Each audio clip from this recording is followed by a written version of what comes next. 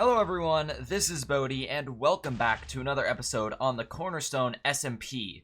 Starting a video off with a time-lapse is something that I actually haven't done in a while, but I think it's a pretty cool way to start a video. And if you guys don't know what this is, in my last video I mentioned right at the end that we were having some trouble with our original design for the Nether tree farm. It was a RaiseWorks design, but it actually was is not his most recent design, and it seemed to be having some trouble with self-sustaining with the bone meal, and also some breakages concerning the TNT duper. Some of it was my fault, but I decided that it could be improved upon, so I decided to just buckle down and build his latest design instead, which seems to be working quite a lot better. First of all, the bone meal supply in this one is doing great. I was able to AFK this thing overnight, and it completely self-sustained itself, just kept running, and we have gotten a ridiculous amount of wood from it. And not only that, but it also seems like it might be doing a little bit better because it hasn't broken as many times. I still had a few issues. One of the things I noticed is that if snow were to land on the TNT dupers, specifically the actual TNT block, then it would update the block and ignite the TNT in the wrong spot.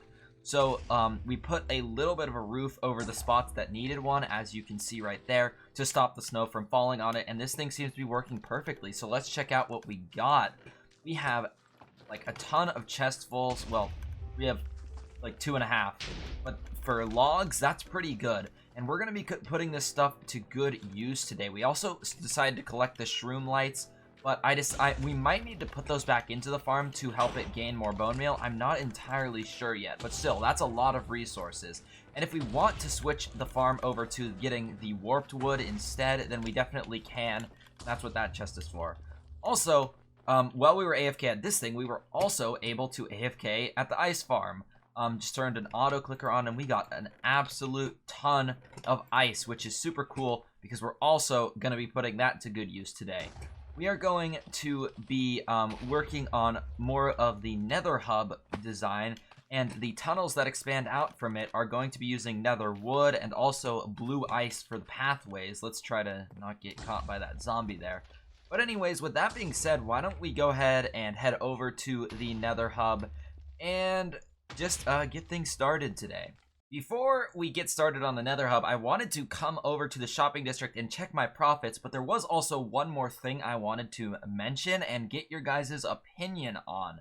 If any of you guys play with Optifine, which I would highly recommend, it's one of the greatest mods there is, and it just improves the game performance so much. But one of the things that I wanted to consider using was the internal Optifine shaders. If you guys don't know what this is, it's used by a lot of Minecraft content creators, and it's sort of, if you turn on the internal shaders and then turn old lighting off, then it sort of just makes the game look a little bit more bright and a little bit more, not comfortable, colorful.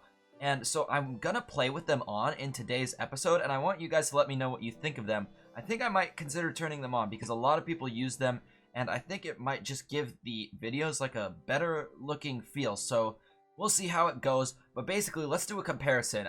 This is the game without them on, and this is the game with them on. I don't know how much of a difference it makes just right off the bat, but I can actually kind of tell that some of the block textures are just a bit like more vibrant, and I don't know, I kind of like it. So let's do a walk through the shopping district, check on our profits like I said. I don't know, if you guys notice the difference, let me know if you like it or don't like it. Okay, we've sold a little bit of coal and a little bit of bones. Let's check the beacon shop. Ooh, we made one sale. Okay, cool. While we're here, let's actually restock this thing because we have, we keep all of our beacons in the chest here. Bada bing, bada boom. Put all the beacons in there. And we still have a bunch to spare. Not to mention, we could make more at any time. And let's check our last shop for right now, which is the Ender Starter. I don't know if we've made any sales here. Ooh, we actually did. Okay. Oh, our elytras are still sold out. We should really restock those so that people can get them if they need them. But the shulker boxes, or the shulker shells, are apparently doing good, so let's chuck our profits away. We are doing pretty good on the diamond front. I really I really like how our profits are coming along. But now that that's done, let's go ahead and head over to the Nether Hub, like I said.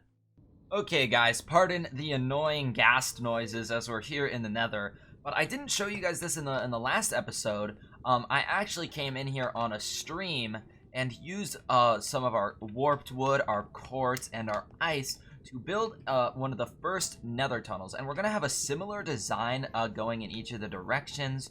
And basically, we can travel super fast on this thing. If we place a boat down, we can just get super speed. Also, let me try and slow down here. There's a stop right here. Also, we can actually, underneath here, we have soil. So if I were to have soul speed, I don't yet, because I don't know who has a piglin bartering setup, if anyone does. But basically, we could travel super fast here if we wanted to get soul speed. And then at an intersection, we can actually ride the boat through here just fine. And this links up to my base. But the goal for today is to work a little bit more on the tunnel so that we can link it up to more places. I'm not going to like get it completely finished, but we'll do it in a few more directions. Link it up to a few more places. So, without further ado, let's get started on the second time lapse in today's episode. Build up some more of the Nether tunnels, and I'll see you guys after we're finished with that. Quick change of plans here. I decided not to do a time lapse for these Nether tunnels. I started to get them built up on a stream, and as you guys can see here, that one was already there. And then this one, I got help from Alex to build this up, and it goes out decently far, but we can always expand it later. And now we're working on one that goes out in this direction, past the one that Hicks built. But anyways, yeah, not gonna do a time lapse. I'm just gonna keep working on these and get back to you guys when we're done with this. We'll probably have another time lapse in today's video anyway, so it's no big deal. But yeah, just wanted to let you guys know, and I'll see you when we're done working on the Nether tunnels. Alright, so we got some more done of the Nether tunnels. This is sort of going to be a project that I work on just over time, on and off of camera, for like the next few episodes.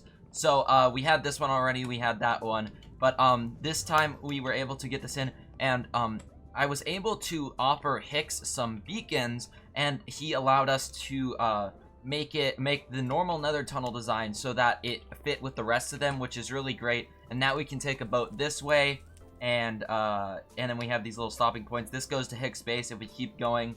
Then right here is the shopping district, or we can keep going even further.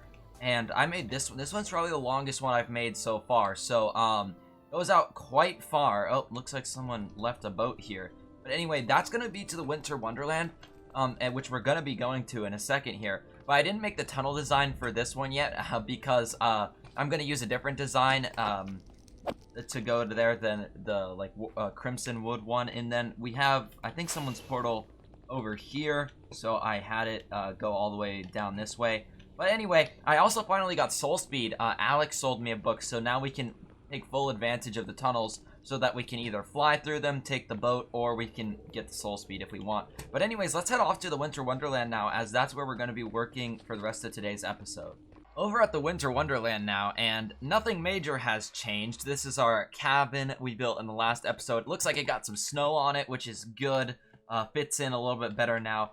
And this is cool. It looks like, I don't want to spoil anything, but it looks like there are some builds going on here. I think this area has been claimed by somebody. Okay, cool. I'm glad to see that people are coming over here and doing some builds. But there's one more thing that I want to do to, get into the holiday spirit. So, you know what? I think we should head into our build here, into our nice little structure, and maybe put on a change of clothes? I don't know.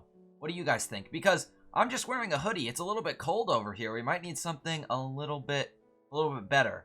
So, without zooming in on my face every 2 seconds, whoa.